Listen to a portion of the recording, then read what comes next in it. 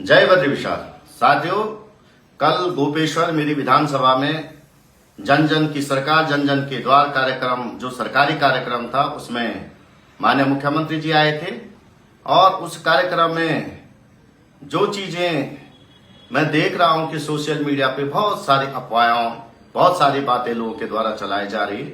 मुझे लगता है कि मैं पहले भी मीडिया के माध्यम से कहता रहा हूं कि बद्रीनाथ की विधायक ने बद्रीनाथ की जनता ने ऐसा विधायक चुना है जो सरकार को झुकाना जानता है, जो अपने बलबूते विकास के काम ला सकता है।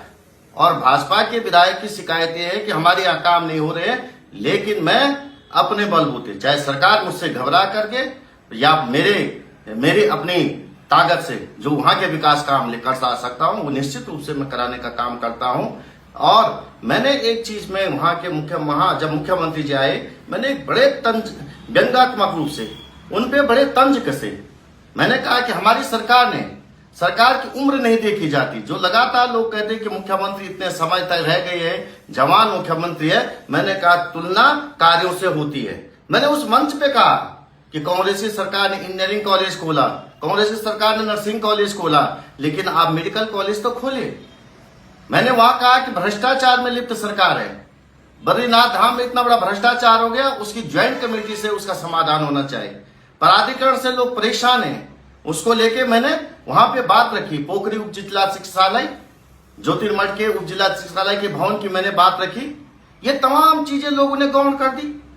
जिस मुद्दों को लेकर के मैंने बात उठाई थी, लेकिन मुझे पीड़ा के साथ कहना पड़ा कि माननीय मुख्यमंत्री जी आए, लेकिन वो चमोली जनपद को और वहां के तमाम लोगों को झुंझुना पकड़ा के चले गई।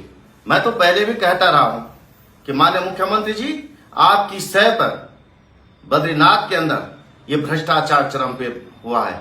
मैं तो मीडिया के माध्यम में भी कह चुका हूं कि चार धाम में जिस तरह के सनातन संस्कृति पे जो आरोप लगे हैं, जो जिस तरह की घटनाएं, उसके लिए मुख्यमंत्री जी और धर्मस्व मंत्री इसके लिए जिम्मेदार है।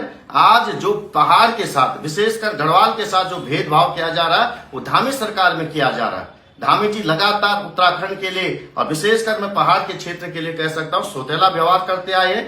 मुख्यमंत्री जी से जो मैंने मांगे रखी, उन मांगों पे कोई सकारात्मक काम नहीं हुआ है। पर उत्तराखंड की और विशेषकर चमोली जनपद की जनता बहुत निराश हुई है। मुझे ये उम्मीदें नहीं थी कि सरकार ये माननीय मुख्यमंत्री जी वहां पर आकर के इस तरह से लोगों को केवल और केवल झुंझुना पकड़ा के चले जाएंगे। इसका जवाब उत्तराखंड की और विशेषकर मेरी विधानसभा की और चमोली जनपद की जनता देगी। जिन मातृशक्ति को उन्होंने वहां पर के झूठे आश्वासन देकर बुलाया था, वो निराश होके गई। उनको गाड़ियां नहीं मिल पाए, कई स्कूल के बच्चों को जाने में देर हो गई।